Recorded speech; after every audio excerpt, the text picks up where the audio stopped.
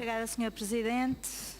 Sr. Ministro, Srs. Secretários de Estado, eu gostava de começar por dizer ao Sr. Ministro que depois da sua intervenção e depois do País das Maravilhas, agora, Sr. Ministro, chegou o momento de começarmos a falar de realidade. E também lhe queria dizer, Sr. Ministro, que o Sr. Ministro está aqui hoje enquanto responsável pelo Orçamento da Segurança Social e é nesse pressuposto que o Partido Socialista lhe quer colocar um conjunto de questões. E o primeiro aspecto que gostava de referir tem a ver com credibilidade.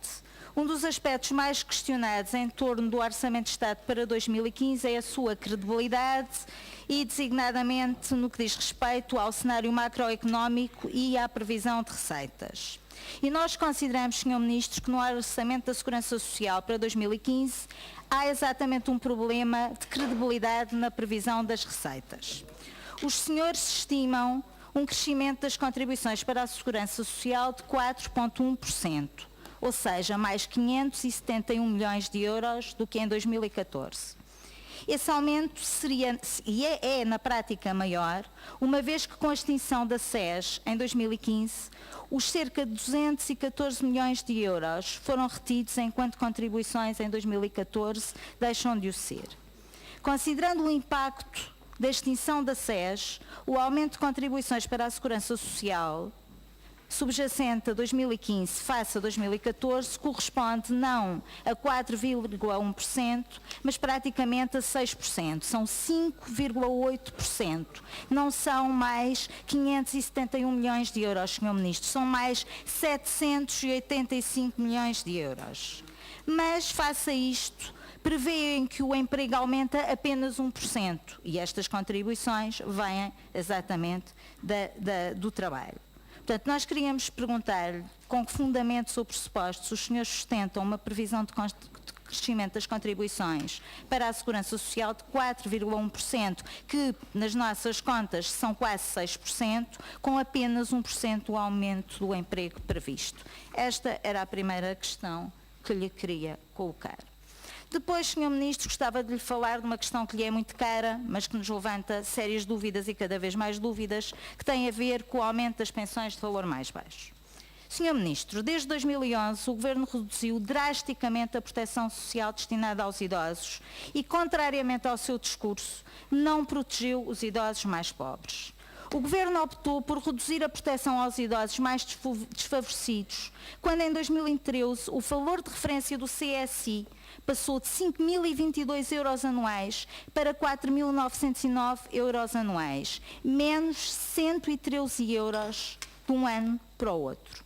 O corte no CSI afetou mais de 228 mil idosos e perderam o direito à prestação mais de 55 mil idosos, Sr. Ministro. Para além deste desinvestimento no combate à pobreza dos idosos, o Governo não diz a verdade quando se refere que aumenta as pensões mínimas. Porque as pensões mínimas do regime geral, com carreiras contributivas superiores a 15 anos, não foram sujeitas a qualquer aumento desde que os senhores entraram em funções.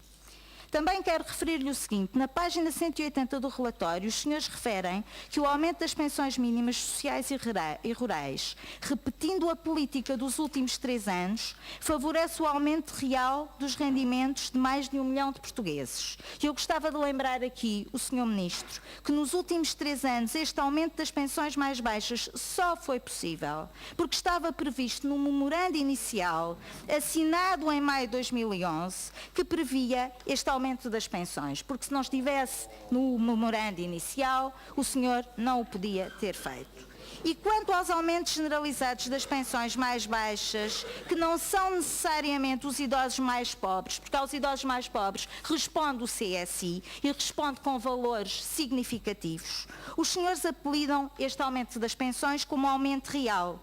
E importa perceber que o impacto efetivo deste aumento de 1% Refere-se ao quê? Estamos a falar de aumentos de 2 euros e 2,6 euros por mês, Sr. Ministro, ou seja, menos de 10 cêntimos por dia. E eu queria lhe dizer, Sr. Ministro, que 10 cêntimos por dia não dá para comprar um pão, não dá para comprar um pacote de leite, nem dá para comprar sequer uma garrafa de água, Sr. Ministro. E é a isto que se resume a política de combate à pobreza que o Governo tem para apresentar em matéria de prestações sociais para os idosos, Sr. Ministro. Gostava de o ouvir sobre isto.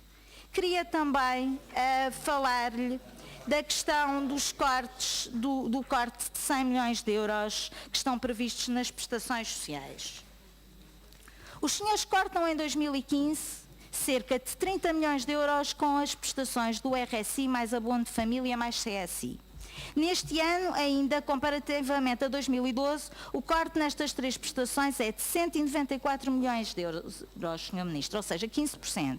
E em cima destes cortes os senhores vão ainda cortar mais 100 milhões? Esta é uma pergunta a que o senhor tem que responder, porque conforme consta na página 52 do relatório do Orçamento para 2015, o Governo, com a introdução do CAP sobre as prestações sociais para 2015, propõe a introdução de um teto global para as prestações sociais não contributivas substitutivas do rendimento de trabalho. É assim que está no relatório. A senhora Ministra das Finanças, questionada sobre esta medida na conferência de imprensa da apresentação do Orçamento de Estado, à questão sobre a qual seria o teto individual, respondeu o seguinte, e passo a citar: este é um assunto que será bem melhor explicado pelo Sr. Ministro da Segurança Social, portanto, estamos à espera e temos aqui a oportunidade. Em todo o caso, o que está previsto é estabelecer um limite para as prestações sociais não contributivas e esse limite ficar em torno do que é o valor, a remuneração média de um trabalhador não qualificado, disse a senhora Ministra das Finanças. É este o contexto e é esta a lógica da introdução deste limite, para que haja também uma situação de justiça relativa entre aqueles que vivem do seu trabalho e aqueles que oferem um conjunto diversificado de prestações sociais. Mas nós queremos, Sr. Ministro, que nos explique de forma detalhada em que consiste esta medida, porque nós não estamos a perceber. Que beneficiários serão abrangidos, ou seja, de que prestações sociais não contributivas estamos a falar? Porque, que nós saibamos, só o subsídio social de desemprego pode ser considerado uma prestação que substitui que é uma prestação substitutiva dos rendimentos de trabalho no regime não contributivo. Porque o RSI, Sr. Ministro, e espero que não vá falar do RSI aqui, porque o RSI é uma prestação familiar e muitas vezes entre os beneficiários do RSI, as famílias beneficiárias, há pessoas com rendimentos de trabalho, Sr. Ministro. Portanto, esperamos, para aquilo que nós percebemos, só se pode estar mesmo a referir a esta questão muito concreta do subsídio social de desemprego. Mas queria ainda dizer-lhe o seguinte: de acordo com os últimos dados disponíveis nos quadros de pessoal de 2012, essa remuneração ascende a uma remuneração média de um trabalhador não qualificado de 557,14 euros. Então, como é que nós não estamos a perceber as contas? Porque em 2013, e este dado é de um relatório do Tribunal de Contas, porque não encontramos dados desagregados para 2014, a despesa com o subsídio social de desemprego foi 326 milhões de euros. Isto significa que para reduzir a despesa com esta prestação em 100 milhões, vai ter que cortar esta prestação em média em 30%, ou seja, quase um terço. E o impacto desta medida está incluído nos mapas do Orçamento de Estado para 2015, Sr. Ministro. E como é que corta uma prestação social que, para ser atribuída, o beneficiário tem que ter um recurso inferior a 335 euros? E para terminar, Sr. Presidente, quero só referir aqui um exemplo muito concreto. Mesmo que esse beneficiário, tendo cônjuge, por exemplo, uma pessoa casada, receba 419,22 euros e caso tenha filhos, sabe quantos filhos beneficiários de primeiro escalão da abono de família precisa ter para os senhores aplicarem o teto? Eu respondo-lhe, Sr. Ministro, 4 filhos ou mais. É, por exemplo, a um agregado familiar de 2 adultos e 4 ou mais crianças que pretende aplicar um teto de 557 euros das prestações sociais, Sr. Ministro. Aguardamos a sua resposta. Muito obrigado, Sr.